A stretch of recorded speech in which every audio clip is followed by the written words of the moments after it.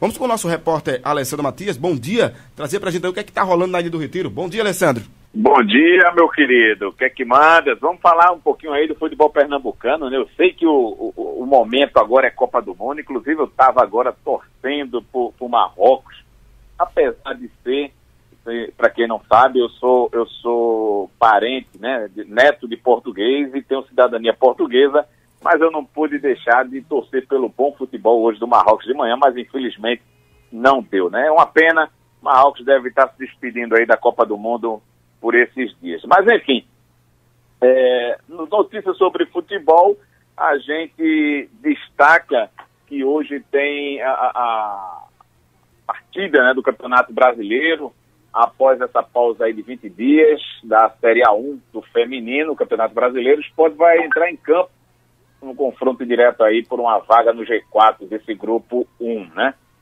Às 15 horas, 7ª rodada, as meninas vão visitar o Kinderman de Santa Catarina, lá no estádio Carlos Alberto da Costa Neves, né? Fica na cidade de Caçador, em Santa Catarina. Então, as rubro-negras neste momento ocupam a 5ª posição da tabela, tem 8 pontos, e uma vitória hoje, por pelo menos 2 gols de diferença, elas ficarão à frente do time catarinense. Então, torcedor rubro-negro aí fazendo energia positiva para as meninas, que elas merecem, né? Com relação ao futebol masculino, a gente está sempre recebendo algumas informações, comentários, ligando, checando, né? A parada está dos jogadores, mas a gente não para porque se ficar parado, o vento derruba. Então, vamos lá. O Sport foi atrás do Ederson, que é um jogador que estava no Atlético Paranaense. Só que essa situação não foi à frente. O Sport desistiu da contratação por alguns motivos aí, termo de condições do jogador, não dá tempo de forma física, etc. Então, esse era um atleta cogitado pelo Sport e rendeu um pouquinho, demorou um pouco aí essa movimentação, mas não andou para frente, tá? O Sport só volta no dia 25, né? Está em busca ainda de 3 opções aí. Um lateral esquerdo, que eu falei ontem, repito hoje, o Sport está muito perto de anunciar isso, quem sabe na próxima semana, pelo menos é esse o zum aí dos bastidores. Tem ainda a necessidade de um atacante, que está distante, né? A gente não pode nem dizer que o Sport já está decidido. Tem alguns nomes, lógico, né? Tanto para o ataque quanto para o meio de campo, mas nada nem perto dessa decisão. Segundo até o diretor de futebol ontem, a gente conversou com ele, então ele também esclareceu a respeito disso aí, dessas possíveis, né, buscas, dessas buscas aí por jogadores. A gente conversou com o Leonardo Lopes, né? O Leonardo Lopes recebeu a gente na sua residência, muito educado, muito receptivo, e talvez não, isso é o alicerce, né, que a gente vê dessa nova diretoria. Você ligou para qualquer um deles ou para conversar, meu amigo, você tem atenção, você vai ter resposta para tudo, tá? Então, talvez isso seja um grande diferencial, né, para ter essa fase que está tendo aí o futebol do Sport Clube do Recife. Na coletiva, tu faz tanta coletiva que a gente só fala em coletiva.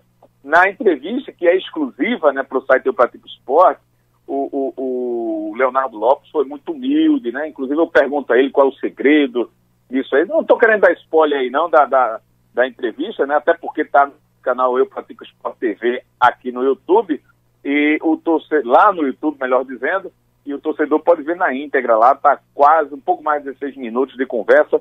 Ele muito humilde, colocou a glória, né? No caso dessa campanha que está sendo até agora aí, entre os 10 melhores do Campeonato Brasileiro, em cima do grupo, em cima do Claudinei, do trabalho que está sendo feito, e essa humildade, né, essa questão de não querer aparecer, em off mesmo, a gente conversava, né, eu digo, poxa, eu não vejo vocês nos bastidores, aquelas imagens que aparecem, né, principalmente quando o time ganha, você pode observar, você não vê nenhum diretor de futebol, e quando eu vi muito afastado do grupo, deixando, né, os jogadores à vontade, né, a gente sabe que aquilo ali é um grupo, lógico, comissão técnica, diretores, jogadores, mas no fundo, o vestiário é do jogador, né? O vestiário é do técnico, é daquele momento da palavra, do conselho, do grito, da puxada de orelha.